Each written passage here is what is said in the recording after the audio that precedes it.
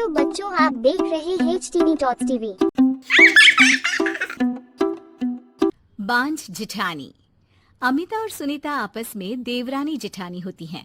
शादी के कई साल बाद भी अमिता को कोई औलाद नहीं होती, लेकिन शादी के 1 साल में ही देवरानी सुनीता को एक प्यारा सा बेटा होता है। अरे सुनीता, तू तो सीधी है। क्या सारा दिन अपने बच्चे को उस अमिता की गोद में डाली रहती है? देखती नहीं, खुद का बच्चा तो है नहीं। अरे कहीं तेरा बच्चा भी। कैसी बात कर रही है माँ जी? अभी उनकी शादी को भी तो सिर्फ 5 साल ही हुए हैं। कई लोगों को तो 10-10 साल बाद भी बच्चे होते हैं। सास को सुनीता की बात अच्छी नहीं लगती। वो अमिता के पास जाती है। देख अमिता, घर का काम कराकर सुनीता का एक तो छोटा बच्चा, वो बेचारी घर को चिराग भी दे और सारा दिन किचन में खटती रहे, और ऊपर से तू आराम करे।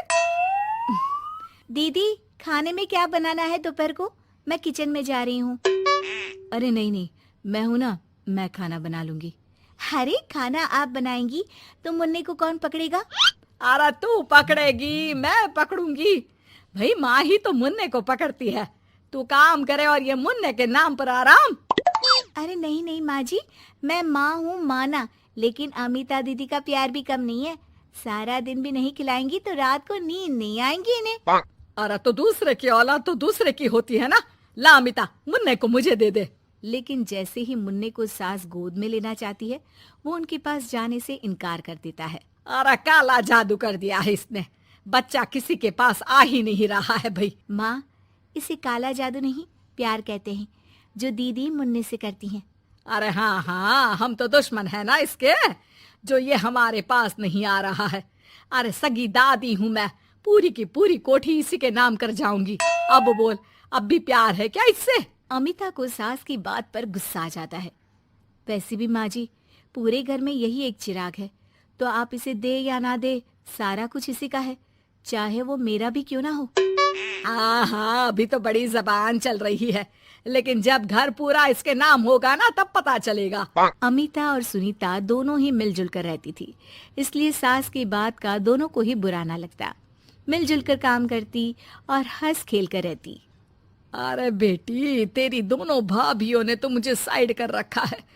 अरे दोनों में इतनी पड़ती है कि मुझे तो डर लग रहा है, कहीं एक दिन ये दोनों मेरी बात मानने से इनकार ही ना कर दे। अरे तो खेल खेलो और दोनों को अलग कर दो, इस पे कौन सा गणित लगाना है माँ? हाँ, ये तो है। चल देख लेती हूँ मैं। अगले दिन सास धीरे से एक लाल पेन लेकर मुन्ने के बदन में लगा देती है और लोगों को बुलाकर हंगामा करती है। अरे देखो देखो, ये क्या हो रहा है मुन्ने के शरीर में? अरे ये क्या हो गया मेरे बेटे को? मैं अभी इसे लेकर डॉक्टर के पास जा रही हूँ। अरे ना दीदी, परेशान मत हो, मैं तैयार कर देती हूँ और कैब बुला लेती हूँ, बाद में ले जाइए आप इसे। अरे बेटा, तेरा है, वो क्यों ले जाएगी? वैसे भी ये डॉक्टर का नहीं, तांत्रिक का मसला है। किसी ने मुन्ने पर जादू करने की कोशिश की है, जिससे वो मुन्ने को मार ले। सुनीता ये सुनकर रोने लगती है। कौन मेरे मुन्ने को मारने की कोशिश करेगा माँ जी? नहीं, ऐसा कुछ नहीं होगा। सास अमिता की तरफ देखकर कहती है। अरे वही जिसकी खुद की औलाद ना हो। कैसी बात कर रही हैं माँ जी आप? मैं क्यों मारूंगी अपने ही बच्चे को? वो तो मेरे बेटे जैसा है। अरे बेटे जैसा है, बेटा तो नहीं है ना। वैसे भी मैंने तांत्रिक को फोन कर दिया है। थोड़ी देर में वहाँ तांत्रिक आ जाता है। भगवान भगवान भगवान भगवान, बच्चे की जान को खतरा है, खतरा है, खतरा है। इसके ऊपर किसी बांझ औरत ने काला जादू कर रखा है, रखा है, रखा है। लगता नहीं ये बच्चा कभी ठीक भी हो पाएगा, पाएगा। नहीं, मेरे बेटे को बचा लीजिए। अमिता दीदी, आप इतना गंदा सोचेंगी मुन्ने के लिए, मैंने सोचा भी नहीं था। अरे कैसी बात कर रही हो सुनीता? मैंने तो मुन्ने को माँ से बढ़कर प्यार किया, ये सोचो भला मैं ऐसा क्यों करूंगी? लेकिन बेटे के प्यार में पागल सुनीता सास की जाल में फंस जाती है। दीदी, आज से आप और मैं अलग हैं, मेरी रसोई अलग, आपकी अलग, और आज के बाद मुन्ने को छूने की क्या, देखने की भी कोशिश मत करिएगा। अमिता सुनीता को समझाने की कोशिश करती है, पर कुछ नहीं होता। अगले रोज। ला सुनीता, मैं मुन्ने को नहला कर तैयार कर देती हूँ। नहीं माँ जी, मैं नहला देती हूँ।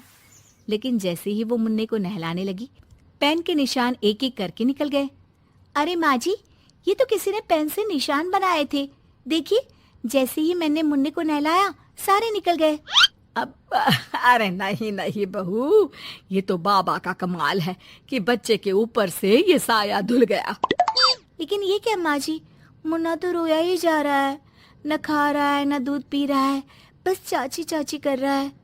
अरे इतनी जल्दी उसका भूत नहीं उतरेगा इसके सर से, मार मार कर खिला। जी माँ जी। लेकिन सुनीता का बेटा, जिसे अमिता से बेहद प्यार था, वो उसके पास जाने की जिद में ना खा रहा था ना पी रहा था। उसकी हालत बिगड़ती ही जा रही थी।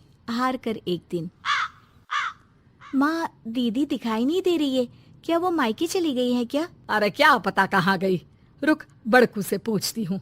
ए अमिता कहाँ है? माँ जल्दी पता करिए ना, दीदी कहाँ है? मुन्ने की हालत दीदी के लिए खराब होती जा रही है। सुनीता मुन्ने को लेकर नीचे अमिता के पास जाती है। अमिता बिस्तर पर पड़ी होती है। वो कमजोर सी दिखती है। बड़ी आराम से सो रही हैं आप, यहाँ मुन्ने की तबीयत खराब हो रही है। वो जैसे ही अमिता को छूती है, अरे दीदी ये क्या हो गया? आपकी तबीयत तो काफी खराब है। मुन्ने के बिना मैं नहीं रह सकती सुनीता, मैं उसके बिना नहीं रह सकती। मैं कसम खा कर कहती हूँ, मैंने मुन्ने को मारने की ऐसी कोई कोशिश नहीं की। मैं तो खुद मुन्ने के बिना मर जाऊंगी। मुन्ना आप ही का तो है दीदी, मुझे माफ कर दीजिए। ये पकड़िए अपना बेटा। अगर आपको हमारी स्टोरी पसंद आई हो तो वीडियो को लाइक करें और ऐसी और स्टोरीज देखने के लिए चैनल को सब्सक्राइब करें और वीडियो आप तक टाइम से पहुंचती रहे इसलिए बेल आइकॉन दबाना ना भूलें।